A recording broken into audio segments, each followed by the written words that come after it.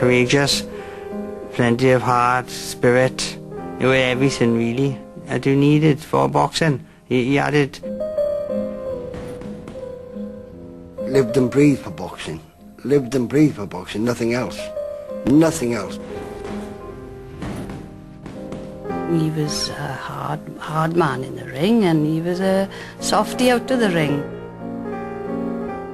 30 years ago tonight, on the 4th of November 1980, a young boxer from Merthyr Tydfil died in a Los Angeles hospital. His name was John Richard Owens, known to the world as Johnny Owen. In 4 brief years he won Welsh, British, Commonwealth and European bantamweight titles. Merthyr is a town steeped in boxing legends. In the 50s and 60s, champions like Eddie Thomas and Howard Winstone were world famous. The town honours its local heroes in bronze. Uniquely, Merthyr has 3 statues in the town centre, and the most recent is of Johnny Owen. He was born in 1956 and grew up on the Swansea Road estate on the outskirts of Merthyr. He was the middle child of 8. Johnny's father Dick loved boxing and taught his sons and daughters from an early age. We'd do 3-minute rounds in the house, and we'd box each other in the front room. Mostly when my mother was out, because she wasn't too keen on it happening in the front room, which is the best room. So, but before she came back, we'd have to clear all the furniture back away and put it back, everything back where it was. When the brothers were older, they travelled on the bus down to Merthyr to the Courthouse Amateur Boxing Club. It was a typical boxing gym, quite run down, quite smelly, you know, smell the sweat, sweat's dripping off the walls, you know. But yeah, it was a special atmosphere, obviously a lot of noise, skipping, boxing, boys in the ring, fighting, sparring. Yeah, it was quite a special atmosphere there, yeah. And John just loved it. But more than that, he seemed to love it more than most people, because, you know, you'd have to drag him out of the gym. He just loved training. Every aspect of it, he would do everything. He wouldn't skip any of his training. He would do every part that you're supposed to do. He'd do the skipping, he'd be on the punch backs, he'd do the shadow boxing, he'd be back down to more skipping, and I used to detest it, but he loved it. Johnny Owen's talent was quickly spotted, and for boxing veterans training the next generation, Johnny stood out. He was so dedicated. I've managed many fighters, and you've got to knock your doors in the morning for them to get up on the road. Johnny'd be there waiting for you. You know, and when he'd finished, he wanted to do more. He loved the game, you know. He worshipped the game. He was soon a regular on the Welsh amateur boxing scene, and eventually was chosen to fight for Wales. His commitment impressed his fellow boxers. I had to be very fit to box him, let alone beat him. You had to be fit. No 2 ways about it. It was deceiving. He looked thin. It was so deceiving. He was wiry. He was very strong. But in the brutal, unforgiving world of amateur boxing, it soon became apparent to spectators that Johnny Owen's personality also marked him out as different. Johnny never drank, but he was always quiet, never got involved in conversations really, unless you dragged him into a conversation. He wouldn't step forward, you know. Didn't lack in confidence, but just a shy person.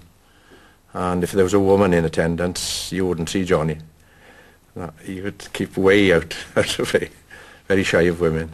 Well, he wouldn't call me by my name. He would say Mrs. Griffiths all the time, and I was the same age as him, 17, you know. And it's very strange when a 17-year-old call you Mrs. Griffiths, you know. In the ring, however, Johnny was now becoming a hard man to beat. But for all the effort, sacrifice, blood and thunder of amateur boxing, there was little financial reward. By 1976, Johnny had fought in 124 amateur fights, winning 106. It was time for him to turn professional.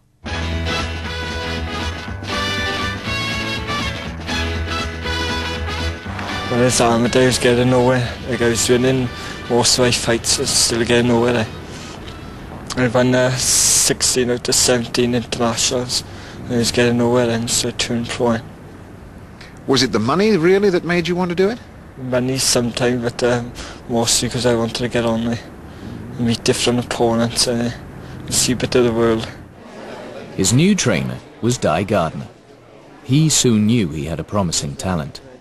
He's very dedicated. I mean, he never missed a road run every morning. But his strength was unbelievable. I mean, at the time he was sparring with boy lightweights and welterweights, and I knew then that there was something remarkable about him. On the 29th of March 1977, and in only his 6th professional contest, Johnny Owen fought for and won the Welsh title against the renowned Cardiff boxer George Sutton at Ebbw Vale Leisure Centre.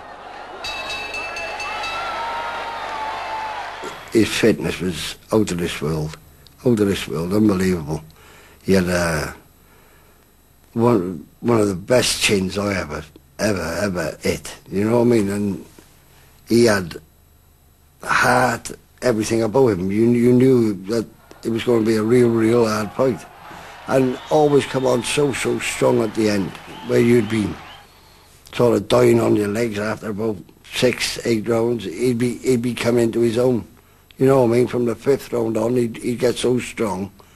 You know, different level. Now the media became fascinated by this new Welsh champion. Have you a particular boxer that you've tried to pattern yourself on at all? Jimmy Wilde. Oh, yes? Well, you could never have seen him fight. No, I never seen him fight. I read in the Echo, Pink Echo, all about him there. And I got a book in the house about him and all. So I'm 50 years old. I like this style of fight and all. Wish I could have delivered a punch like him. He'd be alright there. 7 months later, Johnny Owen was fighting in the opulent surroundings of the National Sporting Club in London, seen in this rediscovered footage. His opponent, Northern Irish champion Paddy Maguire. The prize, the British bantamweight title. Maguire was a very strong fighter, and Johnny went in there the underdog. But after 5 rounds, John had his pace and he had his measure of him, and John's left jab was never out of his face, and Maguire just got beat on that night. The best man was Johnny Owen. Back at the hotel, when Johnny went up to bed, he discovered his brothers laid out all over the actual bed, so there wasn't room for him. So he just pulled a couple of cushions on the floor, lay down on the floor with a Lonsdale belt still strapped around his waist, and just slept on the floor. But he was just so self-effacing, he wasn't going to disturb his brother's sleep. With the coveted Lonsdale belt around his waist, Johnny was now famous and fated. But despite his success in public, he remained shy and unassuming. When he stepped into the ring, I think his personality was totally transformed. From being a very quiet sort of person, or lacking in confidence, basically, he just oozed confidence in the ring. That is where Johnny came into his own. That is where he was comfortable. The training was relentless. The self-sacrifice needed to attain this level of fitness was total. What my father would do, me, myself, and 2 of my brothers, Dilwyn and Vivian, be in the car. And while John's running up the glen, my father would throw one of us out the car to run as fast as we could for as long as we could, which was usually only a couple of 100 yards, because it's a very steep hill. So we'd sprint, we'd jump out the car and sprint, and John had to keep up with us. So we'd only last like a couple of 100 yards, and we'd have to jump back in the car, and then we'd be really tired. So John would jog on for about 100 yards or so, and then my father would chuck another brother out, and he'd run as fast as he could, sprinting, and John would have to keep up with him, and he'd carry on doing that all the way up the hill. It was an amazing sight to see how he did it. I'll never know. Johnny was now the man to beat. In April 1978, he defended his British title against a fellow Welsh boxer, Wayne Evans. This is very much the battle of the Welshman. It's obviously going to Wales, but what's your prediction? 13th round for me. Win. The 13th round? 13th. Why do you say that? It's my 13th fight. My manager lives in number 13. So it's got to be the 13th round. Wayne Evans was quite well fancied for that contest.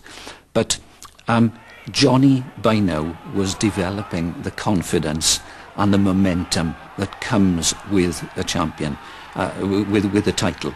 And I can remember he put Wayne under enormous pressure before Jim Brimmel, the referee, stepped between them. And how do you celebrate after this? Oh, I love orange juice so tight, they celebrate for me. I celebrate about 8 years' time when I retire. Johnny now seemed unstoppable. In November of the same year, he won the Commonwealth title in a fight against Australian Paul Ferreri. But many could not understand how a man so slight could be so powerful. They call you the skeleton man because there really is nothing of you. If they turn you sideways, you disappear. Why do you go on flogging your body the way you do? Because I enjoy the sport. What does it do for you? What does boxing actually do for you? I guess to be fit for one anyway. There was even somebody came up to his father, Dick, on one occasion and said, "Please don't take this wrong, Mr. Owens, but every time I look at your son, I want to wrap a shawl around him, take him home and feed him a good bowl of broth." And that was the way people looked at Johnny. He was so unlike a boxer, physically and in personality, that it was what made him loved. A lot of old women used to go on to him and say, "Oh, I love him, love you," and all that. And he'd get in the ring and he'd strip off and they go, "Oh, I love him." But once he started fighting, and they could see, and John didn't need any help. He was doing fine on his own. The nicknames Bionic Bantam, the Matchstick Man, and the use of the skeleton emblem in the ring now became his trademarks. In March 1979, Johnny and his fans travelled to Almira in Spain to fight for the European Championship against Juan Rodriguez. It was to be a shock defeat for Johnny, but amidst allegations of dirty tricks, authorities demanded a rematch back in Wales. In February 1980, at Ebbw Vale, Johnny convincingly took the European belt. 0 to Owen! Johnny Owen has won it! Johnny Owen is the new European champion! I think it showed quite clearly that he was without equal in Britain at that point in time. He's cleaned up domestically and he's put himself, by those victories, into world title contention. Johnny was on top of the world and could now start dreaming of a life after boxing. He'd kept a diary throughout his career, and in 1980 had noted a wish list that included a business, a house, a pub, and enough money to retire at 29. And in the same year he made a modest start by buying a corner shop on a Merthyr estate. After boxing, what he wanted to do was look after the family, and particularly obviously my mother and father.